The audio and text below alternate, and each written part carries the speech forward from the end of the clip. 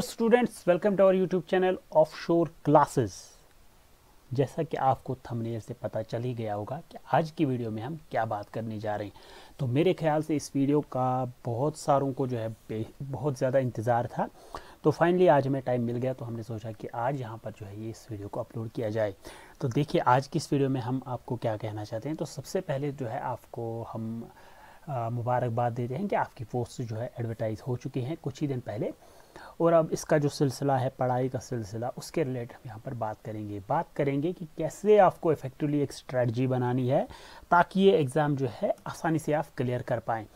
देखिए पढ़ते सब हैं, रिवाइज सब करते हैं, एमसीक्यू प्रैक्टिस सब करते हैं, लेकिन सबकी सिलेक्शन नहीं होती है। तो आज की इस वीडियो में हम यही बात करेंगे कि क्या इफ़ेक्टिव स्ट्रेटजी आपको अपनानी पड़ेगी जिससे जो है आपकी सिलेक्शन बहुत आसान हो जाए। तो इस वीडियो में जो भी हम कहेंगे, जो भी स्ट्रेटजी हम आपको बताने जा रहे हैं, शेयर करने जा रहे हैं आपके साथ, तो आप उसको फॉलो कीजिए।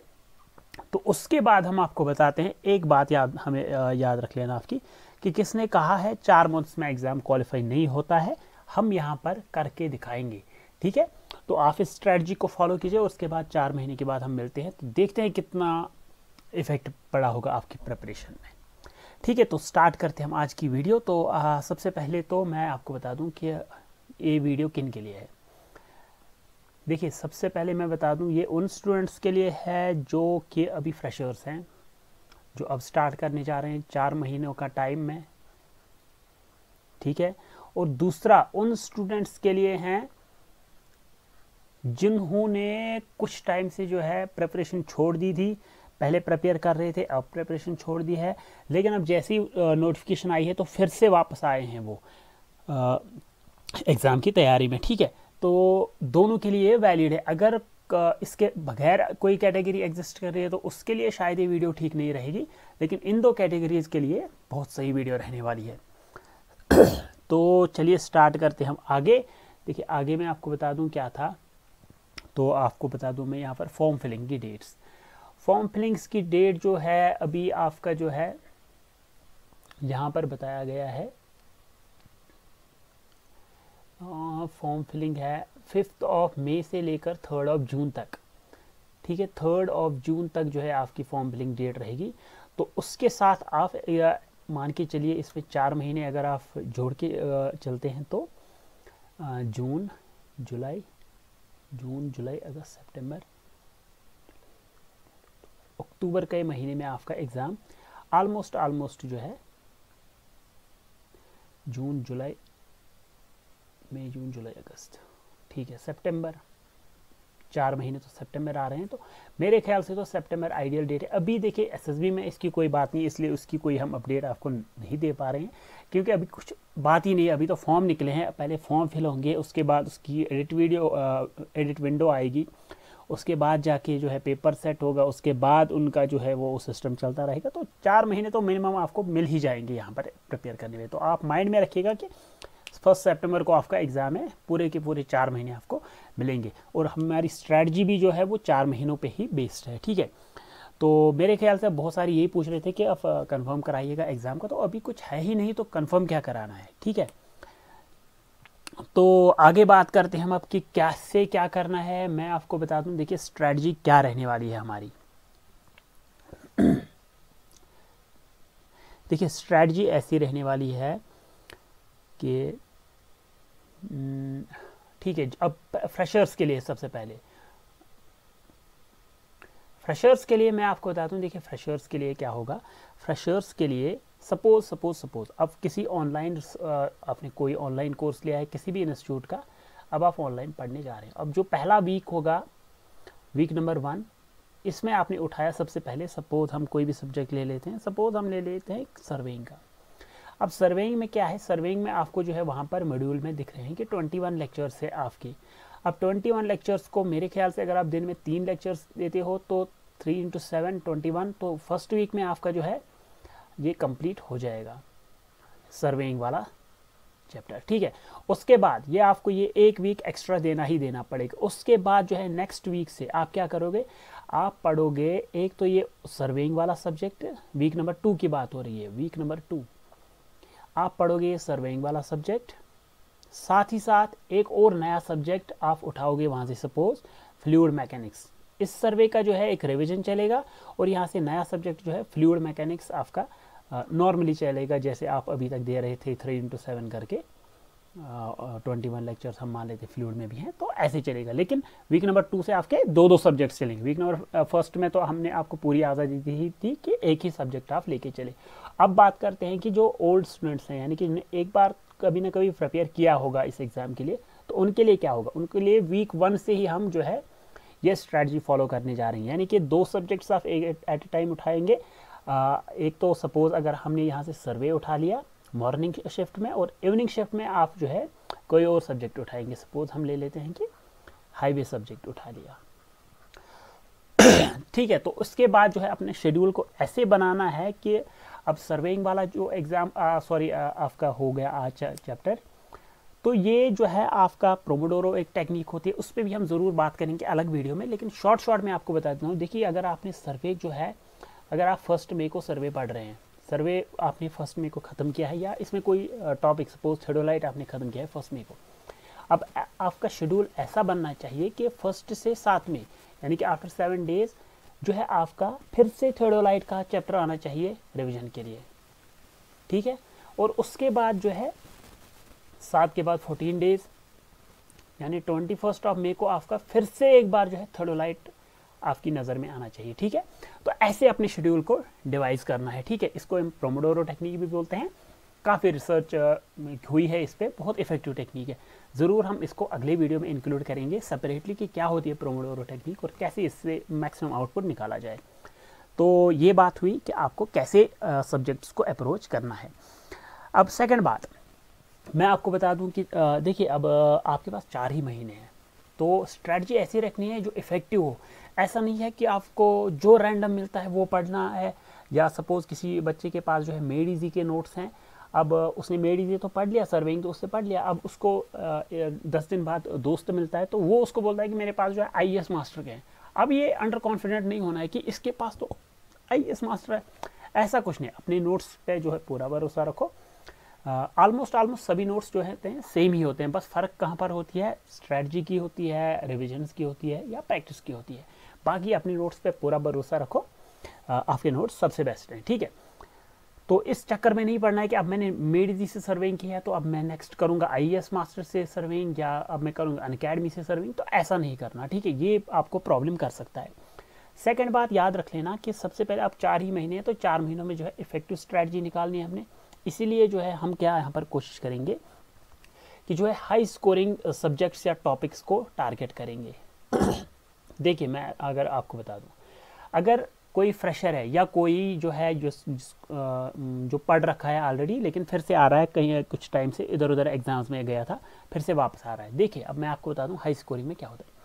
जो आपका मैंने सिलेबस देखा हाईवे इंजीनियरिंग का या ट्रांसपोर्टेशन इंजीनियरिंग का, तो उसमें जो है ट्रांसपोर्टेशन में हाईवे पोर्शन आपका आता है। तो हाईवे में आपको पता ही है कि कौन कौन से टॉपिक्स पढ़ने हैं और कौन नहीं। देखिए, उसमें आता है एक ब्रिज वाला टॉपिक भी, याद रख लें मेरी बात, ब्रिज वाला टॉपिक आया उसमें।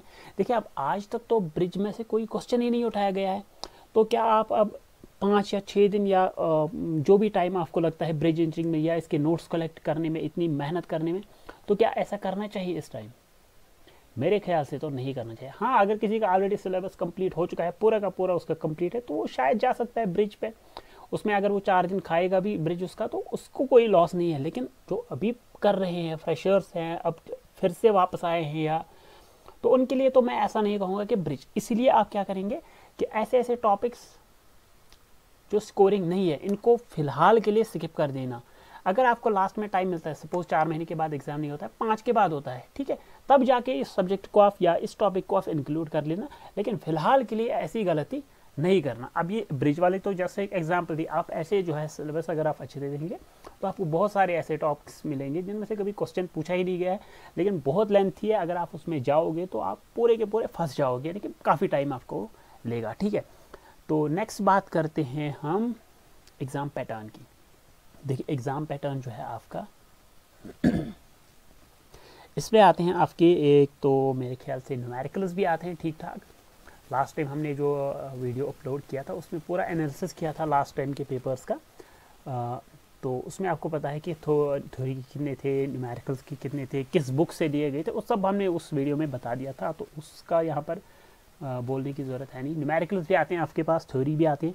इसीलिए जो है जब भी आप कोई सब्जेक्ट उठाएंगे, सपोज सर्वे ही उठा लिया, थोड़ोलाइट ही उठा लिया, तो उसमें कोशिश करना कि कहीं से अगर आप थ्योरी सारी की सारी पढ़ ली तो उसमें जो है पॉसिबल जो भी न्यूमेरिकल्स हैं उनको भी आप टारगेट कीजिएगा, ठीक है। इनको स्किप नहीं करना है न्यूमेरिकल्स को, क्योंकि अच्छी खासी वेटेज इनको भी अब JKSSB दे रहा है, तो प्लीज़ इनको आप इग्नोर नहीं करना, ऐसी गलती नहीं करना, ठीक है। तो नेक्स्ट बात करते हैं हम टाइम मैनेजमेंट की। देखिए टाइम मैनेजमेंट क्या होता है, बहुत सारे बच्चे हैं ऐसे, आज ही मेरे से एक अपने स्टूडेंट ने बात की कि देखिए सर जो लास्ट टाइम JKSSB का एग्ज़ाम दिया था ना, तो मेरे 80 अराउंड स्कोर था, तो मैं जो है अगर मुझे पूरा याद है उसने सेम कहा था, तो मैंने जो है 90 क्वेश्चंस तक ही देख पाया था मैं, उसमें मेरे फाइनल स्कोर सपोज मान के चलते हैं कि 80 रहा। ये जो लास्ट के 30 क्वेश्चंस थे ये मैं नहीं अटैम्प्ट कर पाया।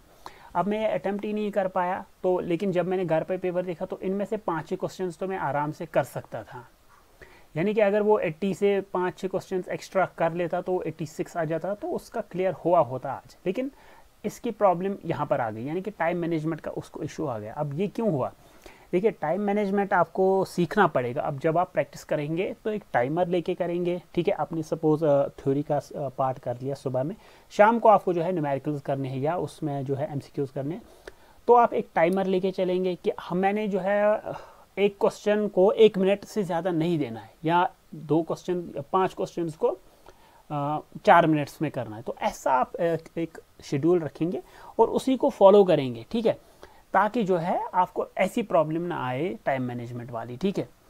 तो मेरे ख्याल से इस बात का आप ख्याल रखना। और आज के ज़माने में जो है जो आप टेस्ट सीरीज देते हो वो तो AI बेस्ड होती हैं सारी की सारी। तो कोई एक बच्चा मुझे परसों उसमें कमेंट कर रहा था टेलीग्राम में कि अरे टेस्ट सीरीज़ क्या लेनी है, AI से क्वेश्चंस बनवाओ, AI से ही करवाओ। अरे भाई AI से क्या करवाओगे क्वेश्चंस, AI से अच्छे से काम लो ना। देखो आप क्वेश्चन कर रहे हो, AI से ये मदद लो कि मैंने उस क्वेश्चन में कितना टाइम दिया, वो क्वेश्चन जो था वो कितना हार्ड लेवल का था या मॉडरेट लेवल का था, ये सब पूछो AI से। आप AI को बोलोगे क्वेश्चन दे दो, हम मैं करूँगा और वो होगा, उससे क्या होगा, वो बेवकूफ़ी होगी, ठीक है। AI से आप काम लो, टेस्ट सीरीज जो भी आप ले रहे हो, तो उसमें आता है आपका AI वाला सेक्शन, तो उसमें आता है कि कितने टाइम में आपने वो अटैम्प्ट किया था, वो किस लेवल का था, मॉडरेट का था, हार्ड का था, तो वो AI के फीचर्स है, ठीक है। तो उसका आप अच्छे से यूज़ कर सकते हो। उसके बाद बात करते हैं हम पीछे है एक शॉर्ट नोट्स, ये वहाँ पर देखिए शॉर्ट नोट्स का क्या है, जब भी आपका फर्स्ट रिवीजन कंप्लीट हो, जैसे अभी हमने पढ़ा था कि फर्स्ट वीक में आपका सर्वे का हो गया ना, सेकंड रिवीजन जो होगा उसमें आप शॉर्ट नोट्स प्रिपेयर करेंगे।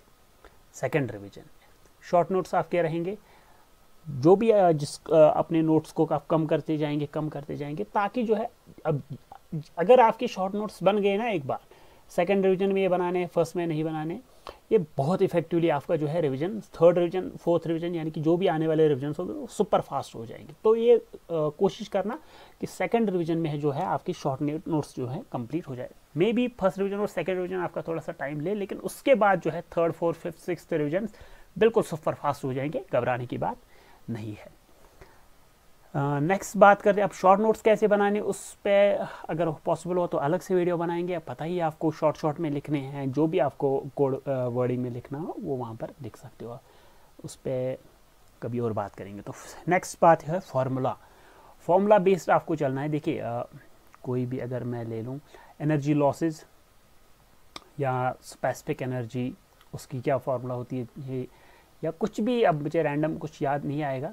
सपोज यहाँ पर A × B × C का cube divided by AB square, ठीक है। अभी जो भी आपके फॉर्मूलाज बन रहे हैं उस टॉपिक से उनको लिखिए कहीं पर सेपरेटली, या उसी के टॉपिक के लास्ट में लिखिए। तो उनको बार बार लिखना है, सिर्फ देखना नहीं है, मैं फिर से बोल रहा हूँ, सिर्फ देखना नहीं है, उनको किसी शीट पे लिखते जाना है।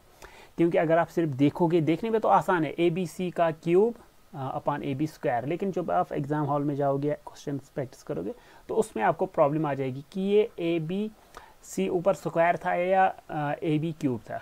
ऐसी प्रॉब्लम्स ना हो कि न्यूमरेटर में क्या था और डिनोमिनेटर में क्या था, ऐसी प्रॉब्लम्स ना हो। इसलिए जो है जो भी आप फॉर्मूला देखोगे उसको शीट पे लिखते जाइए, लिखते जाइए, लिखते जाइए, तभी आपको माइंड में आ जाएंगे, ठीक है। उसके बाद नेक्स्ट बात करते हैं हम PYQ और प्रैक्टिस की।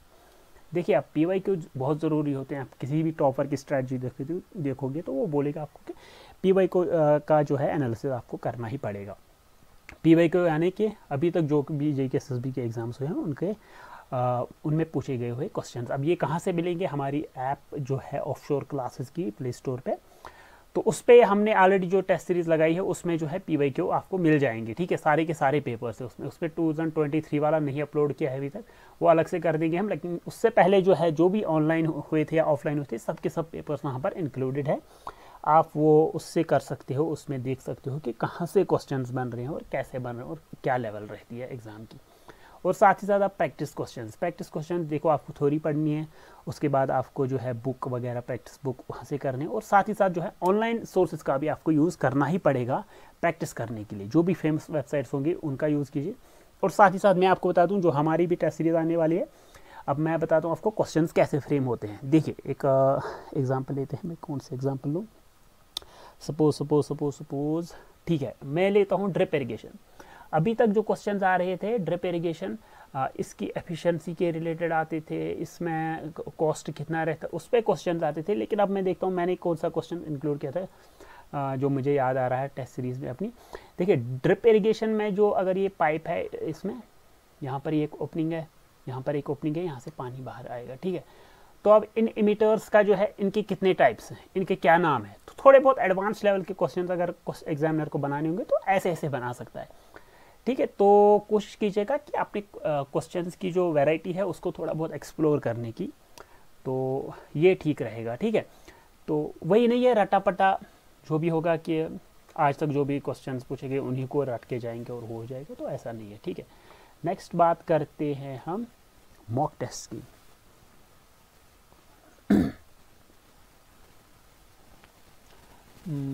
ठीक है, ये मैंने बता दिया। अच्छा PYQ उसके लिए मैंने आपको बता दिया कहाँ पर मिलेंगे, हमारी ऐप पे मिल जाएंगे आपको ये वाले PYQ। अब बात करते हैं मॉक टेस्ट की। जैसे ही आपका जो है सपोज थियोडोलाइट का टॉपिक ख़त्म हुआ या सर्वेइंग का आपका 4 या 5 दिनों में आपने सब्जेक्ट ख़त्म कर दिया, तो उसके बाद जो है उसके बेस्ड आपका जो है सब्जेक्ट वाइज मॉक लगाना है आपको। ये ऑनलाइन मॉक्स की आप जितनी आदत डालोगे उतना बेहतर है मेरे ख्याल से। टेलीग्राम वाला जो है जो टेलीग्राम पे आप रन करते हैं, क्या बोलते हैं उनको, क्विज़, तो ठीक है, लेकिन उतना इफ़ेक्टिव नहीं लगता है मुझे, क्योंकि अब उतना एग्ज़ाम प्रेशर फील नहीं होता है वहाँ पर। तो मेरे ख्याल से तो ठीक नहीं है, लेकिन फिर खैर आपकी मर्ज़ी, अगर आपको ठीक लगता है तो आप वो भी दे सकते हो। तो लेकिन मॉक टेस्ट आप दीजिएगा विद टाइमर। टाइमर हमेशा टाइमर बहुत इफेक्टिव रहता है। टाइमर के साथ आप टेस्ट दीजिए, जो भी आप टेस्ट दे रहे हो, सपोज अगर सब्जेक्ट वाइज ही दे रहे हो, उसमें 10 या 15 क्वेश्चन है, तो आपको टारगेट रखना है कि मेरा जो है ये 15 क्वेश्चन जो है 12, 13, 14 इससे बाहर नहीं जाना चाहिए। इतने मिनट्स में मुझे ये वाला टॉपिक्स ख़त्म करना ही करना है। उसके बाद जो है सब्जेक्ट वाइज देते जाइए, और उसके बाद जो है हर वीक में, यानी कि एक रिवीजन कंप्लीट होते ही, सपोज अगर आपको पहला महीना लग रहा है 4-5 सब्जेक्ट्स बनाने में, तो 1 महीने के बाद आप जो है फुल लेंथ टेस्ट देना स्टार्ट कीजिए। फुल लेंथ टेस्ट में आपको क्या बेनिफिट रहेगा, उसमें जो है आपको पूरे के पूरे 120 क्वेश्चन देखने को मिलेंगे, तो वो अटैम्प्ट आपको करने हैं। तो उसमें मैं आपको बता दूं क्या करना है। और ये फुल लेंथ जो है ये आप हर वीकेंड पे देंगे, वीकेंड पे एक टेस्ट, ठीक है, या अगर आप सैटरडे संडे भी देना चाहते हैं तो वो भी ठीक है, लेकिन ज़रूरी है कि मॉक टेस्ट को आप अपने शेड्यूल में इंक्लूड कीजिएगा। तो देखिए अब मॉक टेस्ट में भी हम आपको बता दें कैसे अटैम्प्ट करना है। मैंने शायद एक वीडियो में लास्ट टाइम कहा था। देखिए अगर 120 का सेट बना हुआ है क्वेश्चंस का, तो उसमें क्या कोशिश आप करना कि पहले 80 मिनट्स में जो है पहला राउंड आपका हो जाना चाहिए। पहला राउंड मतलब आपको 120 क्वेश्चंस पूरे जो है उसको एक बार देख के आना है, यानी कि अटैम्प्ट करते जाओ। अगर लग रहा है कि कहीं पर कैलकुलेशन ज़्यादा डिफिकल्ट है तो वो उसको थोड़ा बहुत आप स्किप कर सकते हो, लेकिन 80 मिनट्स में आपका 120 क्वेश्चन अटैम्प्ट हुआ होना चाहिए, ठीक है। उसके बाद जो रिमेनिंग 40 मिनट्स हैं, तो उसमें जो बचे हुए क्वेश्चन है या छूट गए हैं तो उन पे अपना टाइम लगा दीजिए। लेकिन ऐसा ना हो कि आप जो है पहले 120 के 120 मिनट जो है 80 क्वेश्चन पे ही रहे हो, लास्ट के 40 क्वेश्चन या 30 क्वेश्चन आपने देखे नहीं। ये गलती नहीं करनी है, इस चीज़ को इम्प्रूव आप कीजिएगा। ये पहले ही टेस्ट से नहीं होगा, मैं मानता हूँ कि पहला टेस्ट जो है आपको 80 मिनट्स में नहीं होगा, वो शायद 100 मिनट्स का भी लेगा, लेकिन ऑनवर्ड्स जो है जब भी आप सेकंड थर्ड टेस्ट देंगे तो यकीनन जो है आपको इम्प्रूवमेंट देखने को मिलेगी। और यही स्ट्रैटेजी आपको अपनानी है। 80 मिनट्स में आपका पहला रिवीजन कंप्लीट हुआ होना चाहिए, उसके बाद नेक्स्ट जो है 40 मिनट्स उनमें जो है आपको बचे हुए क्वेश्चंस को अटैम्प्ट करना है, ठीक है।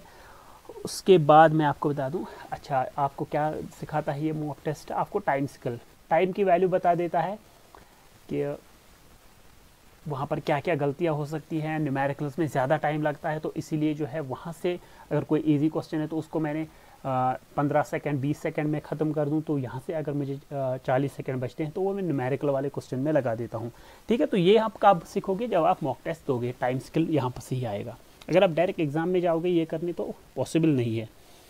और साथ ही साथ आपको जो है जब आप मॉक देते हो तो बड़ी मेहनत से बनते हैं जो भी मॉक बनते हैं। अब मुझे तो बहुत मेहनत लगी, अब दूसरों का नहीं पता, मुझे बहुत मेहनत लगी। अब इसमें जो है बहुत सारे एंगल्स एक्सप्लोर करने होते हैं, तो आपको अंदाज़ा आ जाएगा कि किस किस टाइप के क्वेश्चंस बन सकते हैं। जैसे कि अभी हमने कहा कि इमिटर्स, जो ये था आपका ड्रिप इरिगेशन, तो उसमें कौन से इमिटर्स लगते हैं।